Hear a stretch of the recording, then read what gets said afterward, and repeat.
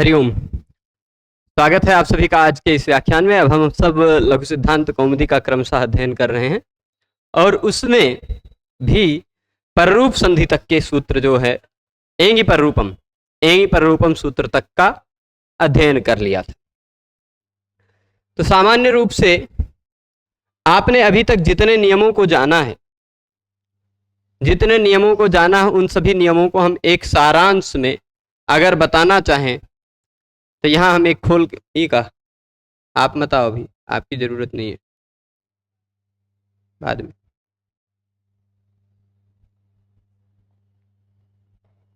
ये देख लेंगे सारांश में। सबसे पहले हमने यण संधि का एक देखा था।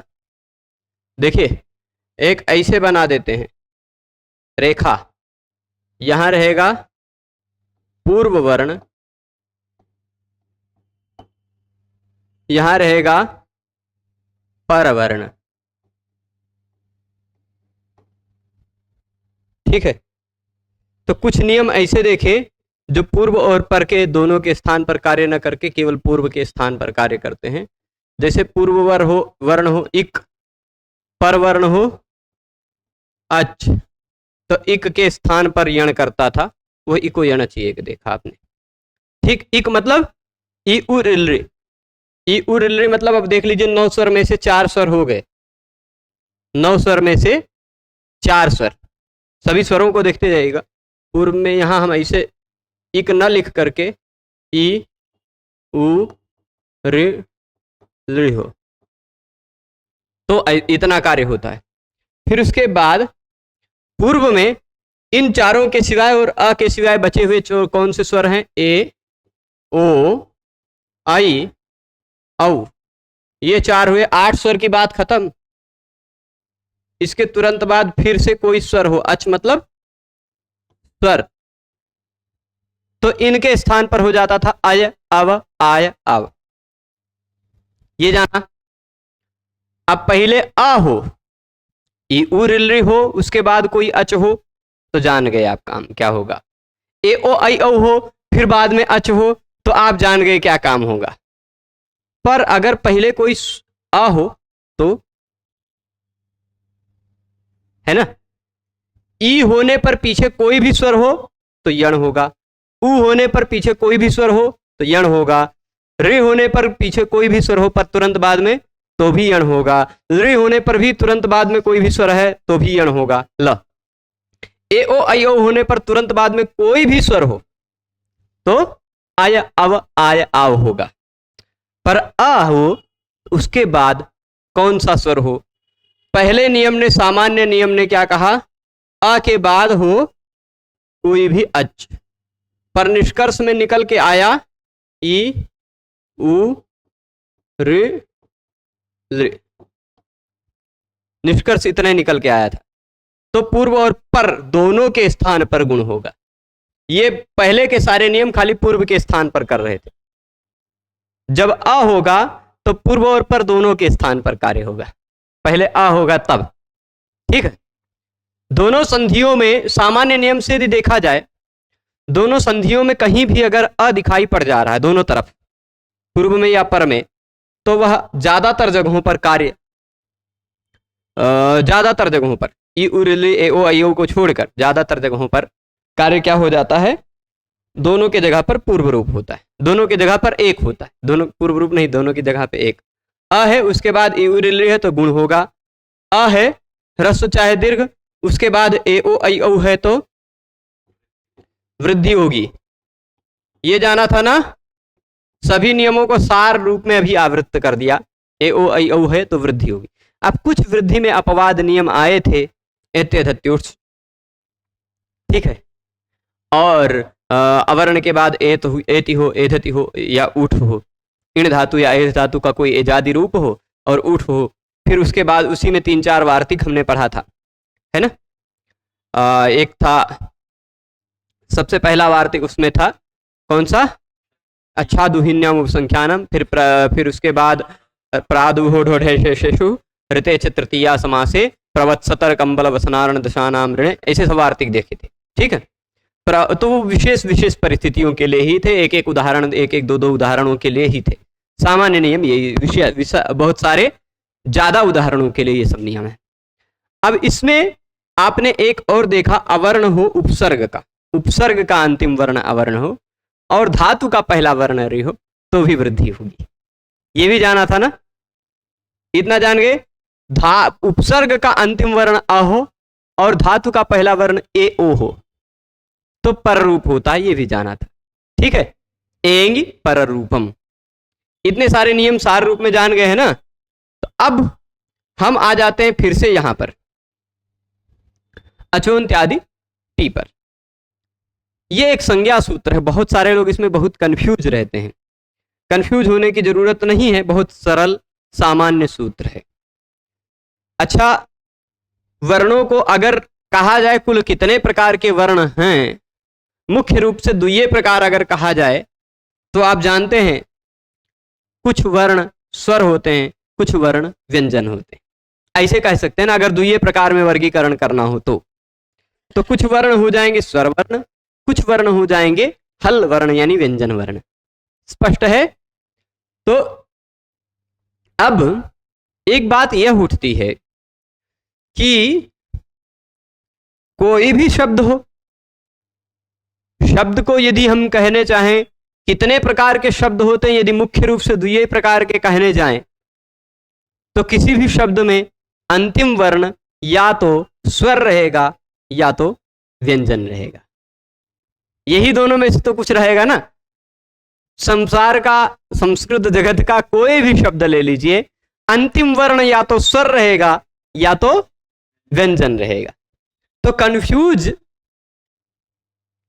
बिल्कुल नहीं होना है। दो प्रकार के शब्द होते, कभी कभी अंतिम वर्ण व्यंजन होता है तो अंतिम वर्ण स्वर नहीं मिल पाता, पर जहां अंतिम वर्ण व्यंजन नहीं है वहां अंतिम वर्ण हमें स्वर वर्ण मिल जाता है। ठीक है, हम आपके सामने यहां पर 4-5 उदाहरण रखेंगे। ठीक है, 4-5 उदाहरण रखेंगे।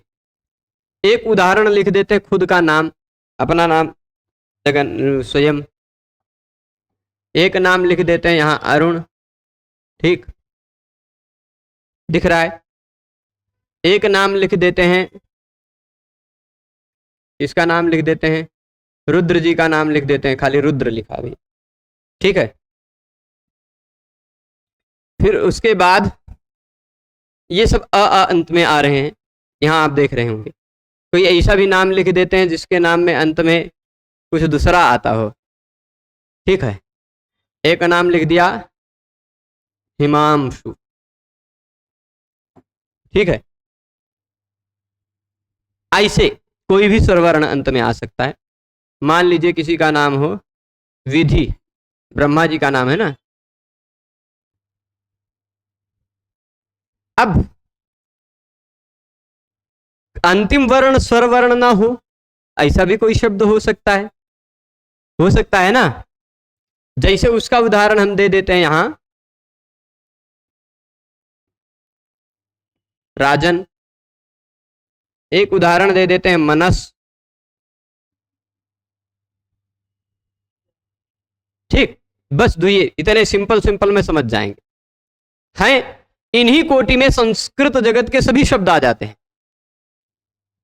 पर हम सभी को नहीं, कुछ दुइये 4 उदाहरण देके आपको समझा देना चाहते हैं विषय को। कोई भी शब्द ऐसा नहीं है जो इन दोनों प्रकारों में से किसी में ना आता हो। या तो उसका अंतिम वर्ण स्वर दिखाई पड़ेगा या तो उसका अंतिम वर्ण कोई ना कोई व्यंजन दिखाई पड़ेगा। ठीक है, तो आपको यह भी एक चीज ध्यान देना है कि भगवान पाणिनि ने अपने अष्टाध्यायी में कुछ कुछ संज्ञाएं बनाई हैं, कुछ कुछ कृत्रिम बनावटी संज्ञाएं बनाई हैं, खाली विषय को सरल करने के लिए। ठीक है, कहीं भी अगर कह देंगे टे, छोटा सा सूत्र कहा, कितना छोटा सा है, ऐसे सूत्र है कैसा, पर इसी सूत्र की व्याख्या करिए तो अभी 10-15 मिनट लगेगा समझने में। ठीक है, तो बातें बहुत सारी होती हैं, छोटे से सूत्र में बहुत सारी बातें कह जाते हैं, और वो कहने के लिए उनको कुछ कोडिंग करनी पड़ती है, कुछ तरीके अपनाने पड़ते हैं। वो पहले एक बार बता देंगे इसको कहा जाता है टी, एक बार बता देंगे इसको कहा जाता है घी, इसको कहा जाता है घू, है ना, घू। इसको कहा जाता है घ, इसको कहा जाता है भ, यची भम। ऐसे छोटी छोटी संज्ञाएं बनाए हैं, है ना। क्या दाधा घोदाप घू, तरप तमपौ घ, है ना। और क्ता उक्तवतु को कहा जाएगा निष्ठा। एक बार बता देंगे कि इसको कहा जाता है निष्ठा, इसको कहा जाता है घू, इसको कहा जाता है घ, इसको कहा जाता है घी, इसको कहा जाता है नदी। ऐसे सब कुछ बता देंगे एक बार। अब फिर उसके बाद पूरी व्याकरण में कहीं भी आप वो घ का प्रयोग करें तो आप उनको ध्यान दे दीजिए कि हाँ पाणिनि जी ने क्या कहा था घ के विषय में। अगर कहीं किसी पूरे व्याकरण के किसी भी सूत्र में अगर पाणिनि भगवान वृद्धि कह रहे हैं तो आपको तुरंत ध्यान देना पड़ेगा वृद्धिरादेश के पास कि हाँ आ आई औ वृद्धि कहा जाता है। ठीक, तो अब एक बार बता दिया कि वृद्धि किसे कहा जाता है। अब उसके बाद उतो वृद्धिर्लुकी हलि या वृद्धिरेचि मृजेर वृद्धि सिचि वृद्धि परस्मै पदेशु, किसी भी सूत्र में अगर वो वृद्धि कह रहे हैं तो वृद्धि करो मतलब आ आई औ करो। ठीक है, ऐसे ही एक बार वो बता देंगे कि भाई इसको कहा जाता है टी। अब वो चाहे जिस सूत्र में कहें टे, दो दो बार सूत्र है, चाहे टी तो आत्मने पदा नाम टेरे, है ना। भस्य टेर लोप, भसंज्ञक के टी का लोप होता है तो बहुत सारा टी के स्थान पर काम करने लगेंगे। अव्यय सर्वनाम नाम अकच प्राक टेह, टेह टी से पहले आएगा। कहीं भी अगर टेह टेह कह रहे हैं, शकंध्वादिषु पर रूपम वाच्यम, अभी अगला वार्तिक आएगा तच्च टेह, वह जो पर रूप होगा वो टी का होगा। अब कहीं भी टी टेह कह रहे हैं तो उस जैसे हरि शब्द का हरे बन जाता है वैसे टी का टेह बना है। ठीक है, ऐसा मत समझिएगा कि सूत्रों में तो टी कह रहे हैं और फिर कहेंगे टेह, ऐसा नहीं। ठीक है, तो टेह यानी कहीं भी अगर आप पाणिनि भगवान टी का याद कर रहे हैं तो टी मतलब क्या होता है वो समझाने के लिए सूत्र है, संज्ञा सूत्र है, अचोन्त्यादि टी। इस सूत्र को तोड़ के इसका अर्थ समझते हैं। अच मतलब आप जानते हैं, अच मतलब क्या होता है जानते हैं, बताने की आवश्यकता नहीं है। जो इतना नहीं जानते हैं उनको कुछ नहीं समझ में आएगा। अच मतलब अ ई उ रे ले ए ओ आई औ, इतना अच है ना। और किसी एक शब्द जैसा भी इन शब्दों में देखिए कितने अच हैं। अरुण में 3 अच दिखाई पड़ रहा होगा, रुद्र में आपको 2 अच दिखाई पड़ रहा होगा, हिमांशु में 3 अच दिखाई पड़ रहा होगा, फिर उसके बाद विधि में 2 अच दिखाई पड़ रहा है, राजन में भी 2 अच दिखाई पड़ रहा है, मनस में भी 2 अच दिखाई पड़ रहा है। ठीक दिख रहा है सबको। तो अब ये बात यहां देखिएगा, अचों में यहां केवल अच की बात चल रही, मतलब इसमें अ की, उ की, अणा के बाद वाले अ की, किसकी बात चल रही है? सभी अच की नहीं, अचोन्त्य की बात चल रही है। अचोन्त्य मतलब सभी अचों में जो अंतिम अच है उसकी बात चल रही है। ठीक, अचों में जो अंतिम है। अब अरुण में इस आ की बात नहीं चल रही है, र के बाद वाला जो उ है उसकी भी बात नहीं चल रही है, ण के बाद वाला जो अ है वही अचोन्त्य है, अंतिम अच है। अंतिम अच वही तो होगा। अगर किसी शब्द में अंतिम अक्षर अच है, अंतिम अक्षर ही स्वर वर्ण है तो वही अंतिम अच हुआ।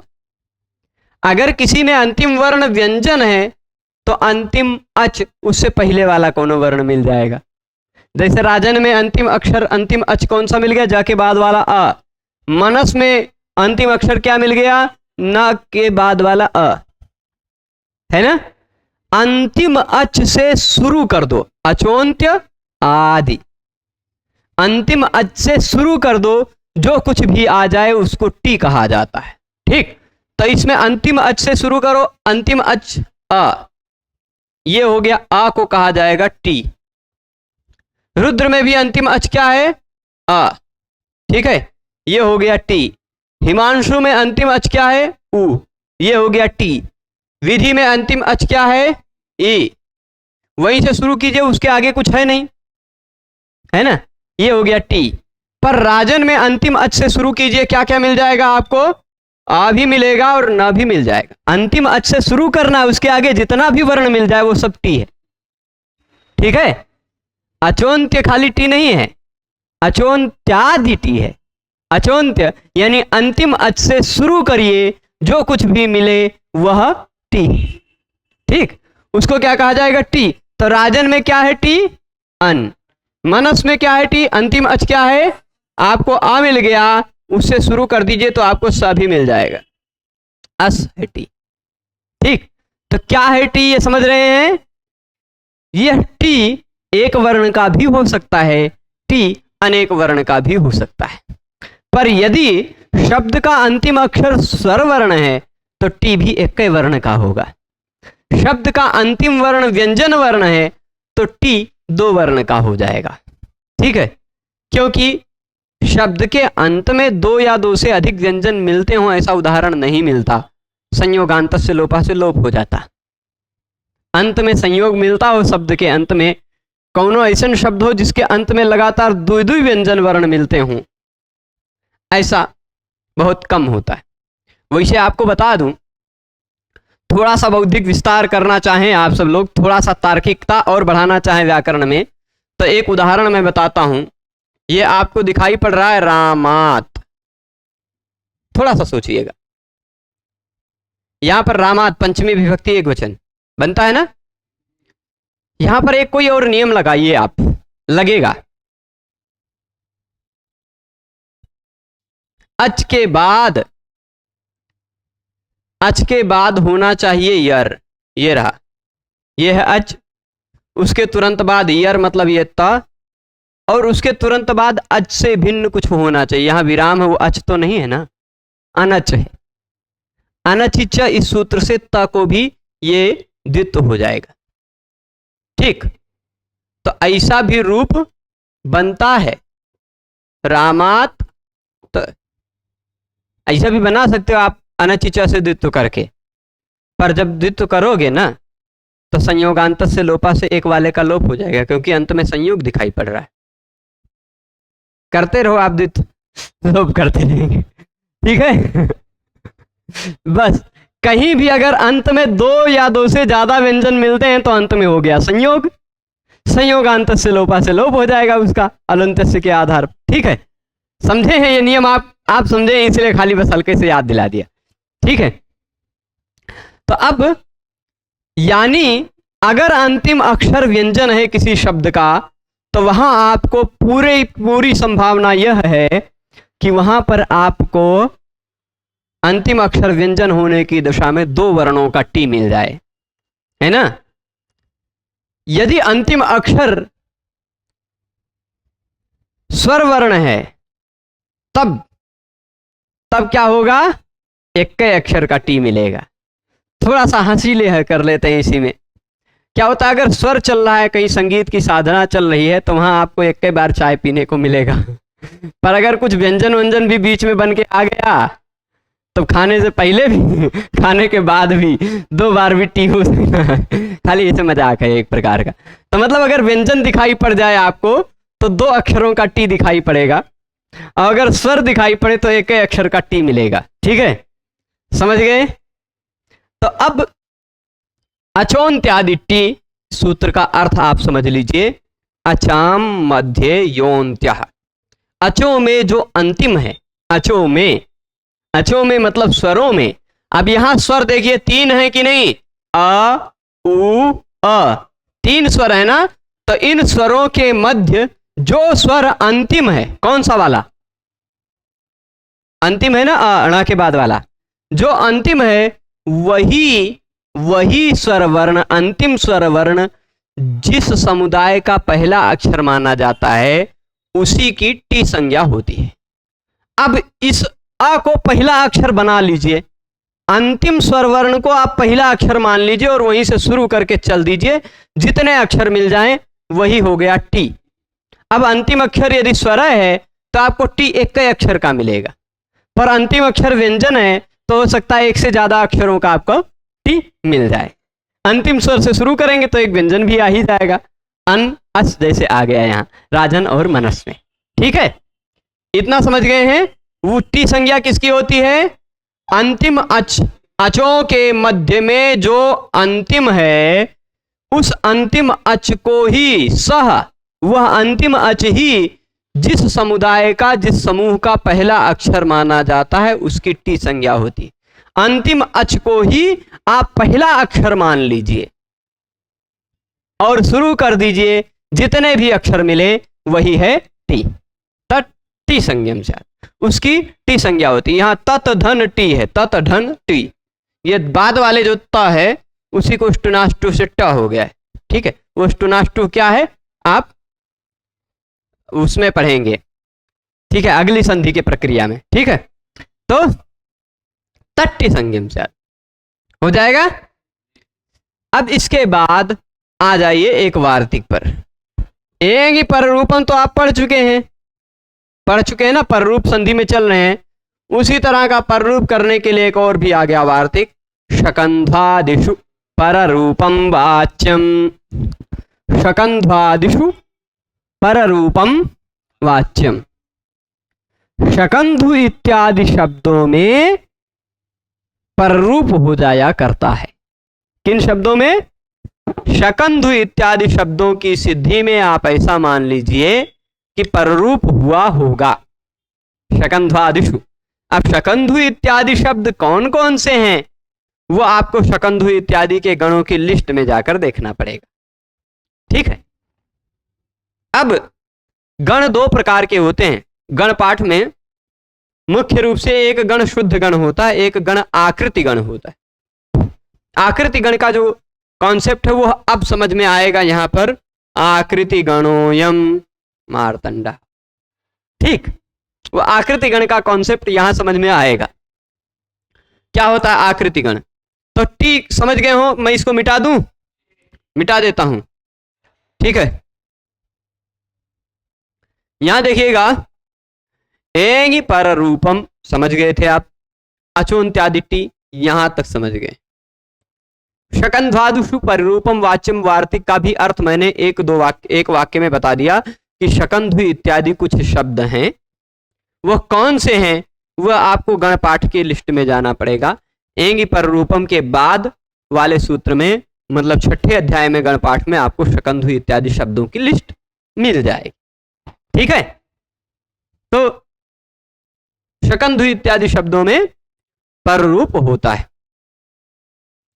तो चलिए जोड़ के देखते हैं, है क्या? शक है और अंधु है।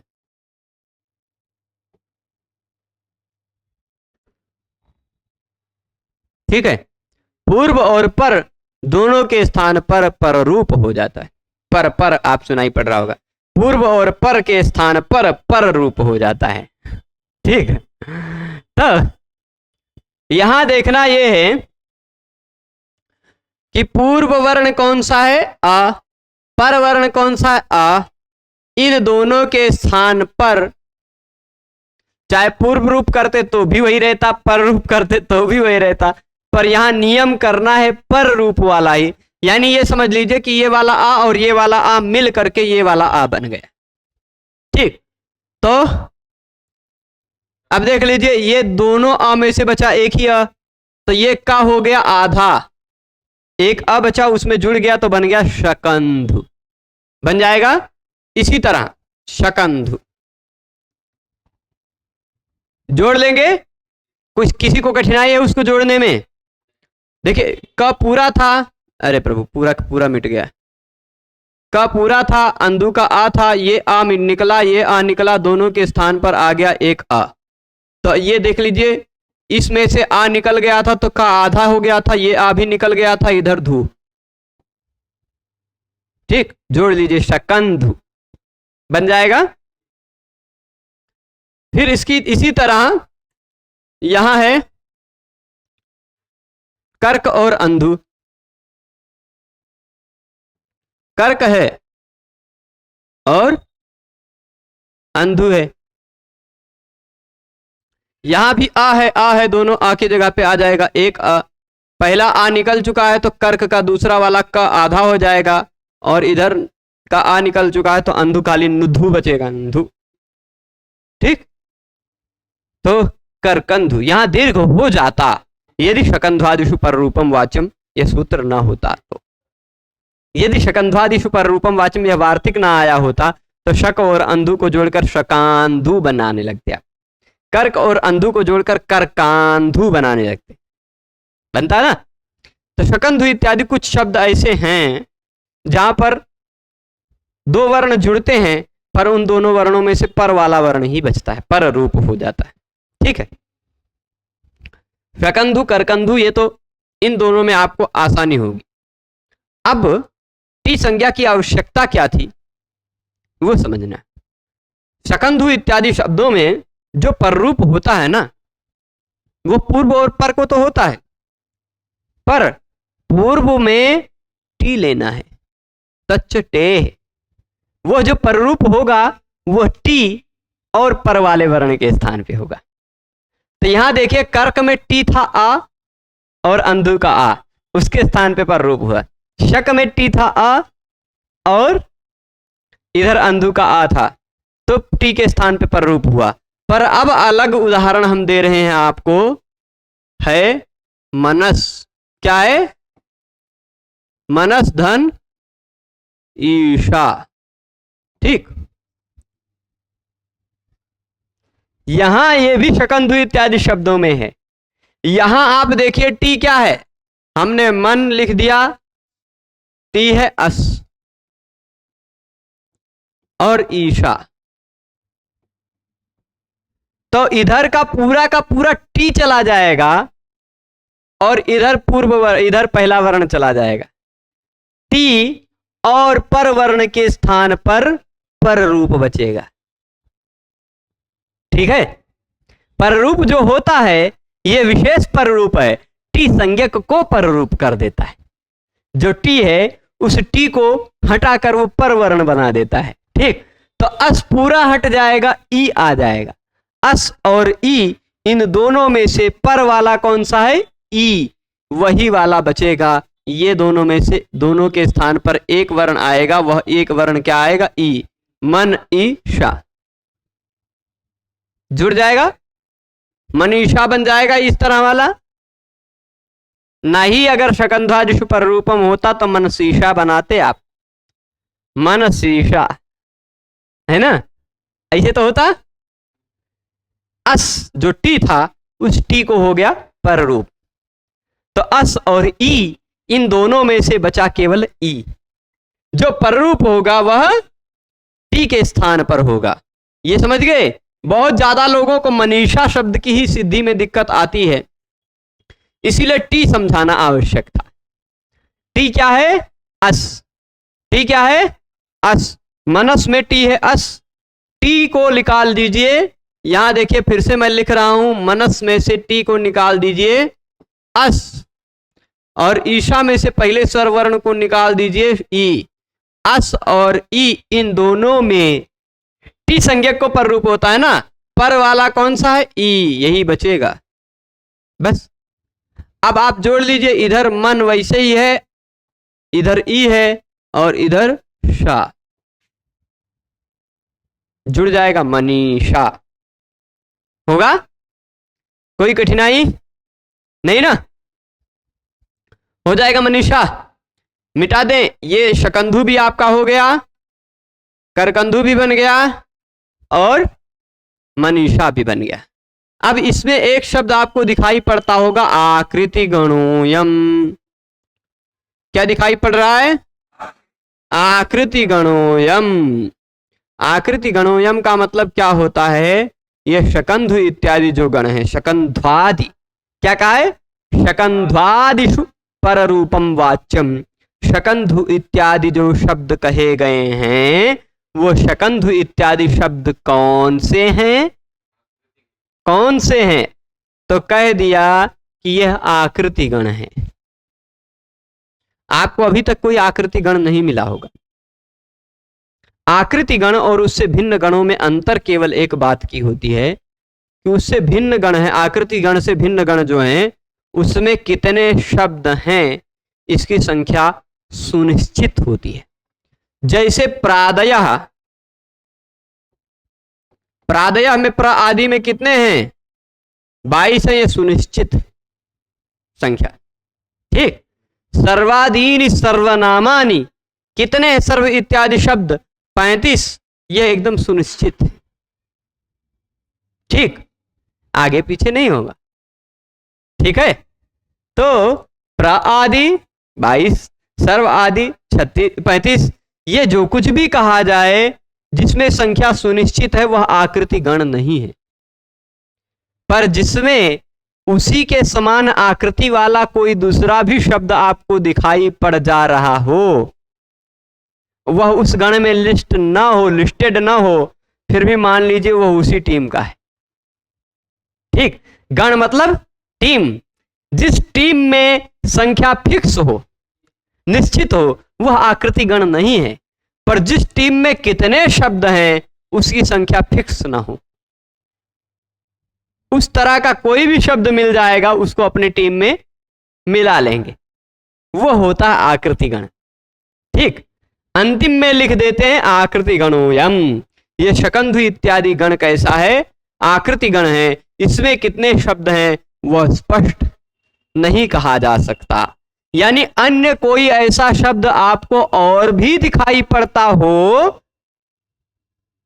ठीक, अन्य कोई ऐसा शब्द आपको और भी दिखाई पड़ता हो जिसमें पररूप हुआ है टी संज्ञक को, तो वह शब्द भी आप समझ लीजिए कि शकंधु इत्यादि शब्दों में ही है, इसी टीम का सदस्य है, ऐसा समझ लिया जाएगा। तो जैसे मार्तंड उदाहरण दिया, उदाहरण क्या दिया? मार्तंड, अयम मार्तंड किम सखलु। चलिए, मार्त पूरा पूरा चला गया है, तो कभी कभी ऐसे होता है। मार्त धन अंड,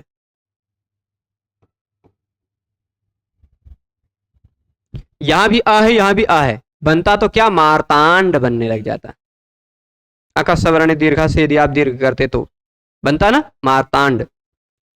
पर यहां आ, दोनों आ को मिलाने पर यहां टी क्या है?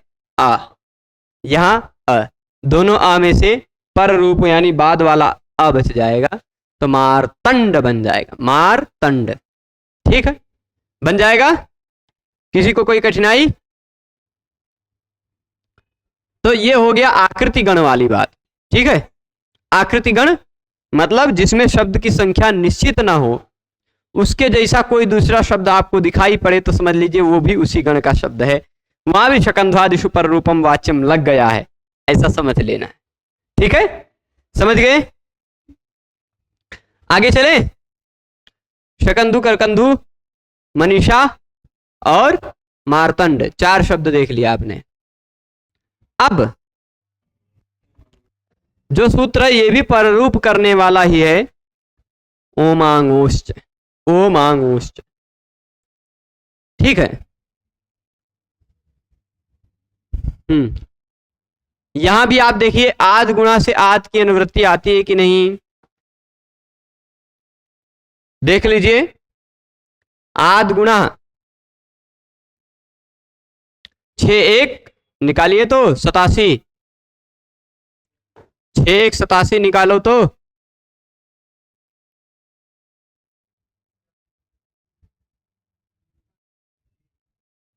आध गुणा मिला।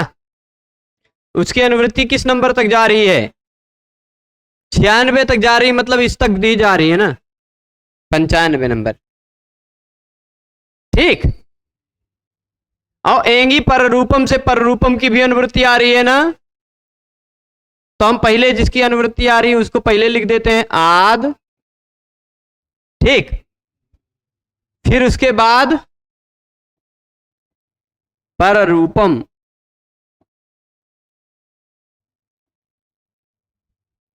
आद ओमांगोश्च पर रूपम। कहा कि पहले अ हो, पहले क्या हो, उसके तुरंत बाद आपको दिखाई पड़ता हो ओम अथवा आंग, ओ मांग, ऐसा मत समझिएगा। कुछ लोग दसरा मसरा की तरह पढ़ते हैं। कैसे तरह? दसरा मसरा। आप सोचेंगे ये कहाँ आया, ऐसे है, देख लीजिए मैं क्या कह रहा हूं, दसरा मसरा, ऐसा मत पढ़िएगा। यहां है 10 राम शराह, 10 राम शराह, राम के 10 बाण। ठीक, अब इसको 10 राम शराह को दसरा मसरा पढ़ने लग जाते हैं, तो दसरा का मतलब नहीं समझेंगे, मसरा का भी मतलब नहीं समझेंगे आप। ठीक, तो ऐसे ओ और मांगो उच्च मत पढ़िएगा, ओ और मांग ऐसा नहीं, ओम आंग, ओम आंग, ओमांग उच्च। ओम अथवा आंग यदि आ के पर में हो तो पररूप हो जाता है, यानी पहले हो अ बाद में हो ओम अथवा आंग, ये दो स्थिति होनी चाहिए। पहले अ होना चाहिए प्लस होना चाहिए ओम, ठीक, अथवा पहले होना चाहिए अ कोई भी, आ मतलब कोई भी ह्रस्व हो चाहे दीर्घ हो, ठीक, उसके तुरंत बाद होना चाहिए आंग, तो हो जाएगा पररूप। यही है ओमांगोच्च सूत्र का अर्थ। ओमांगोच्च का मतलब क्या है, पहले अ होना चाहिए, उसके तुरंत बाद ओम हो अथवा आंग हो, तो पूर्व और पर दोनों के स्थान पर पररूप हो जाता है, यानी बचेगा ओम, बचेगा आंग, ये अ इसी में मिल जाएगा। ठीक है, पहले होना चाहिए क्या, अ, उसके तुरंत बाद होना क्या चाहिए, ओम, हो जाएगा। जोड़ के दिखाएं उदाहरण से, उदाहरण से जरा यहां से देखते देखते इसमें लगा के देखते हैं, थोड़ा अच्छा लगेगा, है ना। यहां देखिए, शिवाय,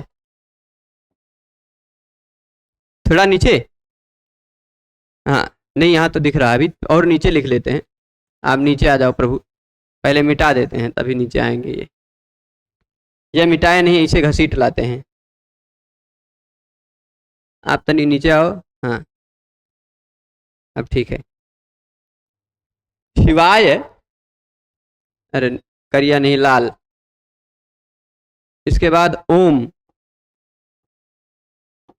और फिर है नमः, शिवाय ओम नमः। नियम ने क्या कहा था, नियम ने कहा था पहले होना चाहिए अ, उसके बाद होना चाहिए ओम, अथवा पहले होना चाहिए अ, उसके बाद होना चाहिए आंग, यही बताया था ना, यही तो नियम है। तो पूर्व और पर के स्थान पे हो जाता है पररूप।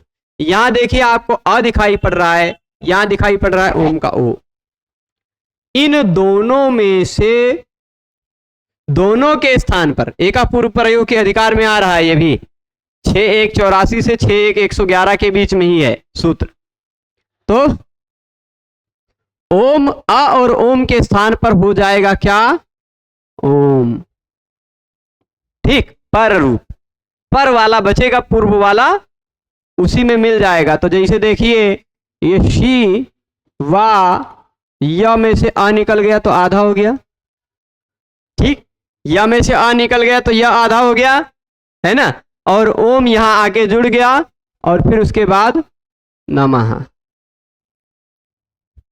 जोड़ लीजिए, शिवायोम, या में ओ जुड़ जाएगा तो क्या हो जाएगा, शिवायोम नमः।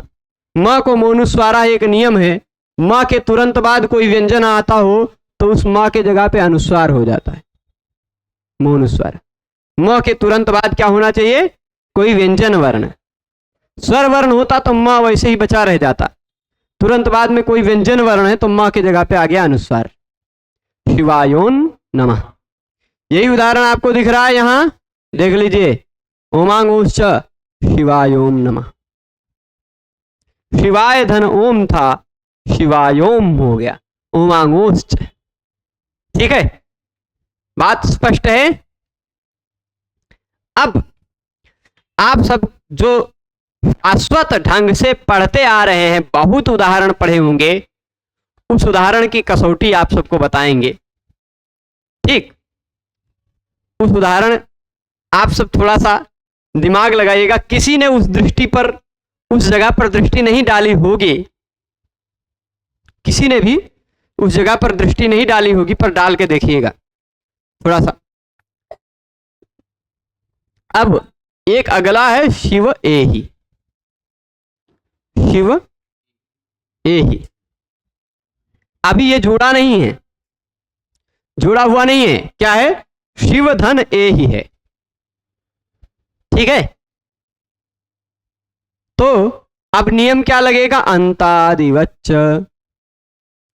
अंतादिवच्च, इसको समझेंगे। यो यमेकादेशः सपूर्वस्यान्तवत् परस्यादिवत् शिवेहि। अंतादिवच्च मतलब एक ही हो गया है, दो के जगह पे एक हो गया। जैसे अभी मैंने बताया ये वाला, लेखनी जी वहां से लेके आना पड़ेगा। लेखनी जी थोड़ा नाराज हो जाते हैं, रुष्ट हो जाती हैं कभी कभी। आ जाओ।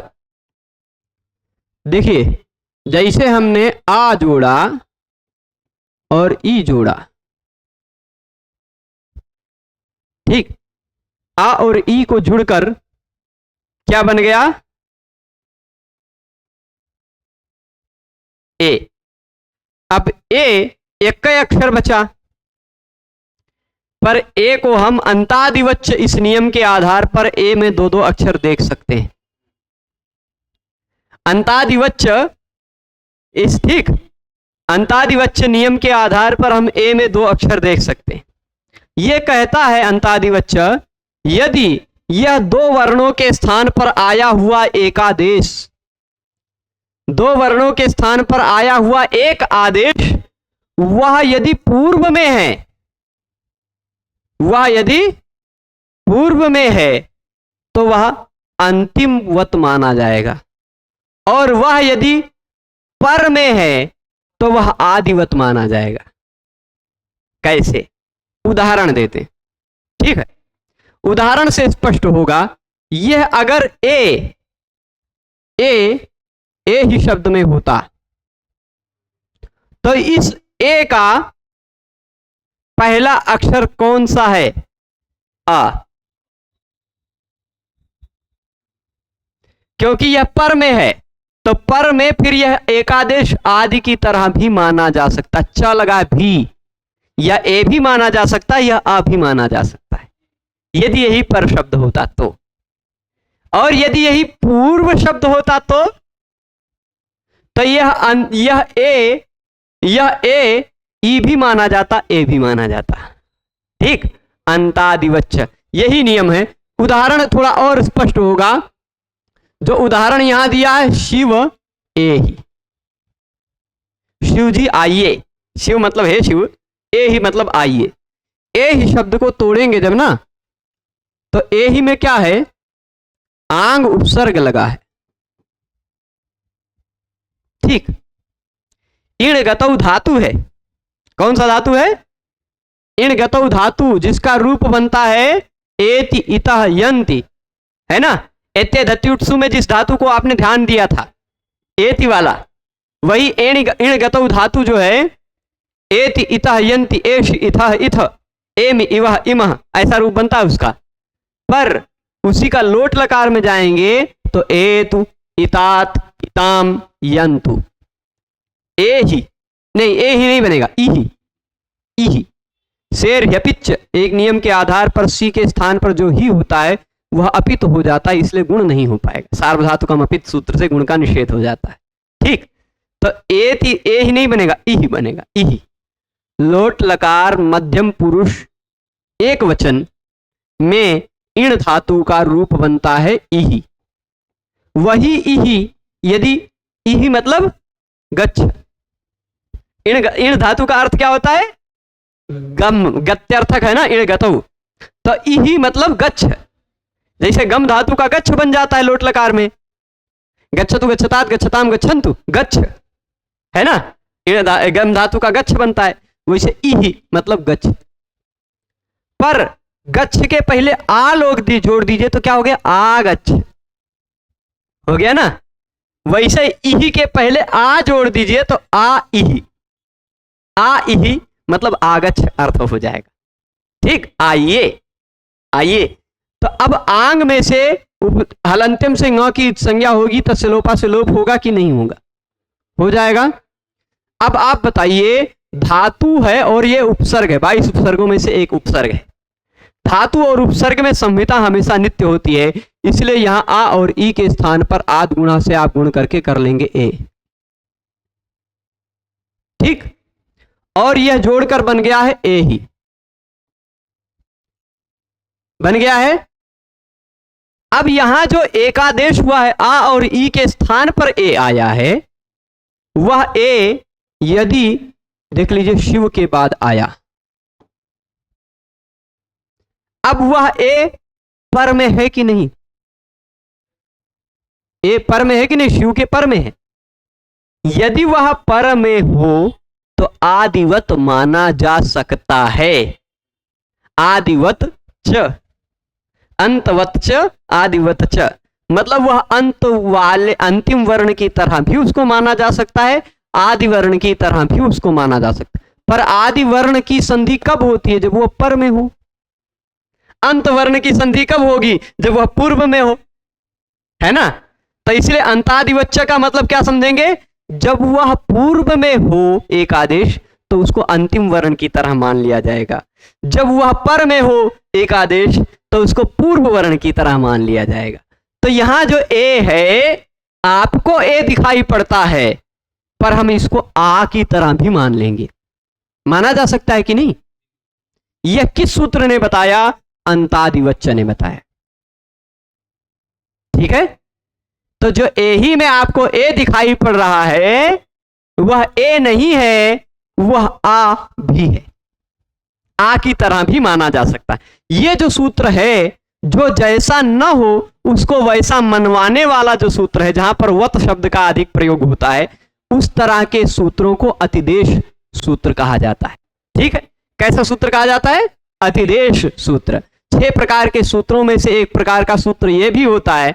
भाई देखिए, ये ए जो है, ये ए आ नहीं है, नहीं है ना, पर इसको आ की तरह मानो, ये कह रहा है। जो नियम कहता है वह नियम होता है, अतिदेश नियम कहलाता है। ठीक है, तो अब यह अंतादिवच्च नियम के आधार पर जो यह एकादेश हुआ था, क्या हुआ था? एकादेश 2 के स्थान पर एक हुआ था कि नहीं? ए। जो यह एकादेश है वह यदि पूर्व का हो, ये यहां तो नहीं है ना, तो आदिवत वाली बात की नहीं समझते। पूर्व का हो तो अंत की तरह मान लिया जाए, और यदि पर का हो, पर का है ना, तो वह आदिवत मान लिया जाएगा। अब एकादेश यहां ए में 2 चीजें हैं, आ और ई, इसको आ की तरह मान लिया जाएगा। आ क्या है? आंग है। आ आंग है कि नहीं? तो ओम आंगोच्च नियम लग जाएगा। अवर्ण के पर में आंग है कि नहीं? अवर्ण के पर में आंग है कि नहीं? आंग की तरह इसको माना जा सकता है कि नहीं? माना जा सकता है। तो अवर्ण के पर में आंग है, इसलिए पूर्व पर के स्थान पे जल्दी फिर हम यहां आ जाते हैं, यहां थोड़ा और अच्छे से समझेंगे। ठीक है, देखिए जरा प्रभु आप इन शिवाय ओम नमः जी को हम थोड़ा सा ऐसे एक साइड घसी, थोड़ा छोटे हो जाओ और इधर चले जाओ। ठीक है, चलेगा? सबको दिख रहा है? हाँ। अब जैसे देख लीजिए, ऐसा है, शिव है, क्या है? और आ इही है, क्या है? आ इही, आ धन इही जोड़कर बन गया क्या? ए ही, क्या है? शिव, शिव धन ए ही है। अब यह जो एकादेश है ए, वह आ और ई के स्थान पर हुआ है। यह पर में है, ए पर में है, इसलिए प्लस के पर में है, इसलिए यह आदिवत मान लिया जाएगा। तो यह आ की तरह मान लिया जाएगा, आंग की तरह मान लिया जाएगा, आंग की तरह मान लिया जाएगा। तो यानी ये ए भी है, आंग भी है कि नहीं? ए भी है, आंग भी है, तो उमांग उच्च नियम लगेगा। अवर्ण के बाद आंग हो, यहां देख लीजिए आंग है, अवर्ण के बाद आंग हो तो पूर्व और पर दोनों के स्थान पे पर रूप बचता है। यहां आ और ए में से पर वाला ए बचेगा। देखिए हमने यहां लिखा शिव व आधा ए और ही, जोड़ दीजिए बन जाएगा ऐसा शिवे ही। शिवे ही का मतलब हे शिव आ जाइए। ठीक, शिवे हिताम शिवे हिताम स्मरामिताम स्मरामिताम, यमक अलंकार के उदाहरण में काव्य प्रकाश में है। ठीक है, तो अब शिव है तो भी शिव ए ही है, और यदि मान लीजिए शिव ना होकर शिवा होती तो पार्वती जी, है ना, शिवा मतलब पार्वती, तो भी शिवा आ ही, अवर्ण के बाद आंग रहता, अवर्ण के बाद आंग है तो आ और आंग इन दोनों में पर रूप यानी ए बचता, तो भी शिवे ही बनता, तो भी शिवे ही बनता, पर रूप ए आ जाता। ठीक है, अब थोड़ा सा आप सबको एक ऐसा उदाहरण बताता हूं जिस विषय में आपने कभी सोचा नहीं होगा। इसको जोड़िए,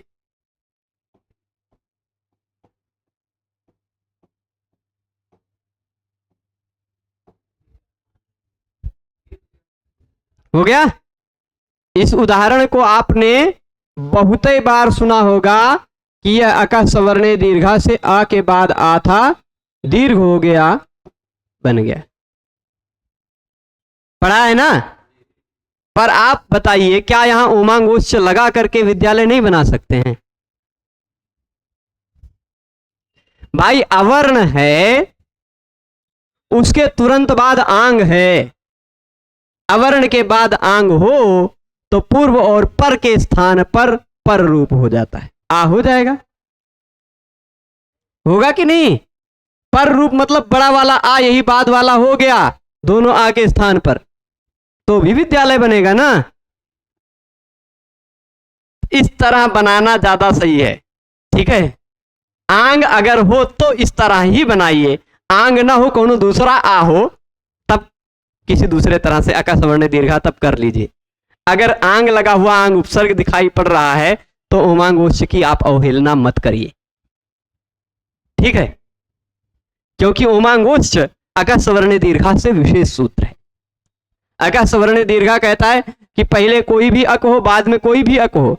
यह कहता है पहले अवर्ण ही होना चाहिए, बाद में आंग या ओम ही होना चाहिए। तो भाई आप उमांगोच्च सूत्र का भी जगह खा जाएंगे क्या अका सवर्ण दीर्घा जी? नहीं खाएंगे ना, तो वहां पर उमांगोच्च से ही करना ज्यादा सही रहेगा। ठीक है, यहां विद्यालय में अगर आपको कोई सवर्ण दीर्घ बताता है तो समझ लीजिए उसने ऊपरी ढंग से संधि पढ़ी है, ठीक से संधि नहीं पढ़ी है। ठीक, उमांगोच्च सूत्र को उसने बढ़िया से नहीं समझा है, पर रूप करके वो बना सकता है और आंग लगाकर ही बना सकता है। ठीक है, तो इतनी बात स्पष्ट है। अब यहां आ जाते हैं फिर से,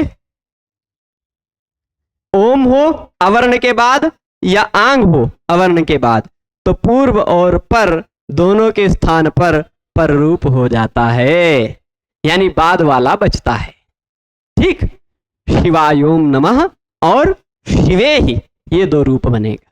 ठीक, शिवे ही भी इसी ओमांगोच्च का ही उदाहरण है। यहां क्यों दिया? क्योंकि समझाना पड़ता, डायरेक्ट शिव और ए ही जोड़कर शिवे ही लिख देते तो आपको समझने में थोड़ी कठिनाई होती, इसीलिए पहले एक सूत्र और समझा दिया कि भाई अगर कहीं दो वर्णों के स्थान पर एक हो गया है, दो वर्णों के स्थान पर कोई एक वर्ण हो गया है अगर कहीं, तो वह जो एक हुआ है वह अगर पूर्व में है तो अंतिम की तरह मान लीजिए, पर में है तो पहले की तरह मान लीजिए। ये जो आपको समझाना पड़ता कि भाई ए ही में जो ए दिखाई पड़ रहा है वह ए आ की तरह भी है, आ की तरह भी माना जा सकता है। तो आ की तरह माना जा सकता है यानी आ क्या है? आंग ही तो है, आंग उपसर्ग ही तो आ है, उसकी तरह माना जा सकता है, ऐसा अंतादिवच्च सूत्र ने समझाया। तब जाकर के आप उमांगोच्च लगा करके पूर्व रूप कर पाए, पर रूप कर पाए। ठीक, उमांगोच्च लगा करके क्या किए? पर रूप किए। या वृत्ति देख लेते हैं इसकी उमांगोच्च की, ओम हो पर में या आंग हो पर में, किसके? आत परे, आ के पर में हो।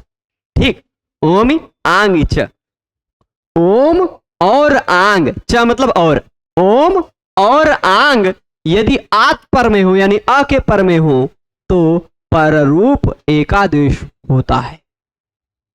यही तो अर्थ बताया है मैंने, वृत्ति के आधार पर भी शब्द सा समझ ही लिए हैं। अंतादिवच्च भी आप वृत्ति के आधार पर देख लीजिए, जो यह एकादेश हुआ है, जहां कहीं भी एकादेश होता है, अगर एकादेश होने के बाद फिर से कोई संधि हो रही है, वह एकादेश हुआ वाला शब्द, एकादेश हुआ वाला वर्ण कहीं ऐसी परिस्थिति में आ जाता है कि उसमें फिर और संधि होने लग जाए, तो वह एकादेश हुआ वाला वर्ण अगर पर में पड़ रहा है तो वह पूर्व की तरह मान लिया जाता है, और अगर पूर्व में पड़ रहा होता तो वह पर वाले की तरह मान लिया जाता। ठीक है, अंतादिवच्च में तो अंतिम की तरह मान लिया जाता, पूर्व में पड़ा होता तो अंतिम की तरह मान लिया जाता। ठीक है, अब इसके बाद शिवे ही बन गया। अब अगली संधि शुरू होती अकः सवर्णे दीर्घ, वो सवर्ण दीर्घ संधि शुरू होती है जिसका हमने अभी एक अपवाद उदाहरण आपको समझाया। उस सवर्ण दीर्घ संधि को आज कितने सूत्र देखे हमने, एंगी पर रूपम देखा, बता दिया था खाली, अचोन्त्यादिटी, ओमांगोश्च और अंतादिवच्च। ठीक है, इन तीनों को देखा। कल अकः सवर्णे दीर्घ, एंगा पदांतादति, और फिर उसके बाद सर्वत्र विभाषा गोह तक देख लेंगे। ठीक है, बहुत ज्यादा सूत्र नहीं बचे हैं, ऐसे देखते देखते स्वर संधि संभावना है कि अगले सप्ताह समाप्त हो जाए, फिर उसके अगले सप्ताह 2 सप्ताह में हल संधि समाप्त हो जाए, फिर 1 सप्ताह मतलब 1 महीने में पंच संधि समाप्त हो जाएगी, ऐसा लक्ष्य है सभी लोगों को तक। और आप सभी लोग ये इतना काम करें, जो लोग अयोध्या से आते हैं वो अलग अलग विद्यालयों में जाकर बोल सकते हैं कि भाई यहाँ निःशुल्क व्याख्यान माला चल रही है, जो लोग इसका लाभ उठाना चाहें वो नियमित आकर के निःशुल्क इसका लाभ उठा सकते हैं। ठीक है, तो सभी लोग जुड़े रहे, उसके लिए सभी को बहुत बहुत धन्यवाद। नमो नमः।